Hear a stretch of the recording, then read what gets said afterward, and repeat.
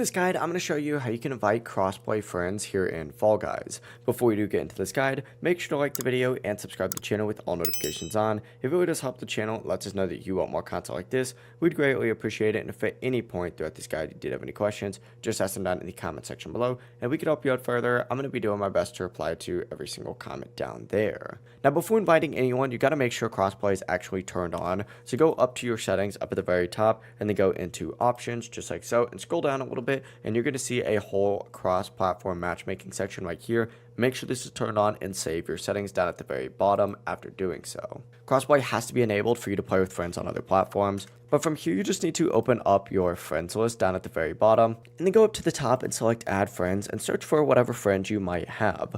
Once you see them, for example, let's just pretend this friend request right here is who I'm trying to send a friend request to. Select them, send them a friend request, and if they sent you a friend request, you could accept it from this exact same section.